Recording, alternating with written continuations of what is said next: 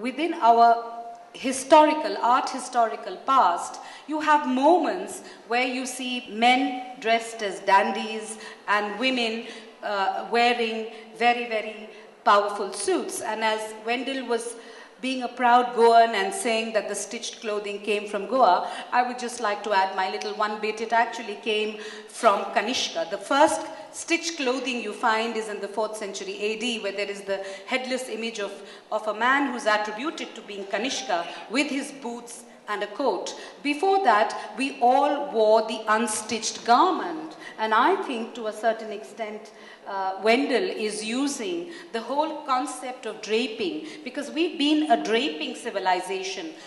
The men draped their dhotis, the women draped their lower garment, the upper garment was normally left bare, and there was no commodification of the gaze. The breast of the woman was never looked upon as an object, or the woman was never looked upon as an object of commodification. You see a lot of that in Ajanta, you see a lot of that in all the women in Khajuraho. As you will see that we are one civilization which believes in Ananda and Shringar. Unlike the Judeo-Christian religion, where there's a whole aspect of guilt and where it is more of the Madonna, in Khajuraho you see all these lovely Naikas in all their physical beauty in different stages of adornment. There is a Naika who's putting in coal, there is a celestial maiden who's playing the flute, and all their bodies are very, very full-bodied women, and they are all draped.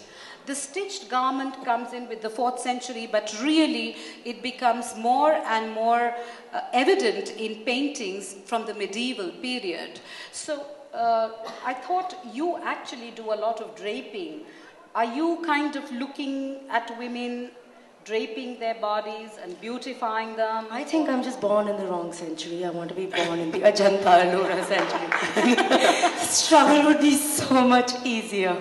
No, but I must tell you that while she was talking, it suddenly struck me that in my research, there are so many yogic methods of cleansing the body that they would apply to a modern living as well.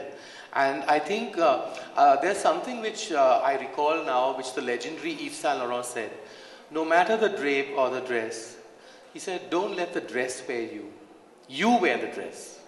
Because when a woman walks into a room, I as a designer do not want the public to say, or the people around her to say, what a beautiful dress. I would rather let them say, what a beautiful lady, and by the way, her dress is okay. It has to be a secondary compliment. Because we need an applause for that.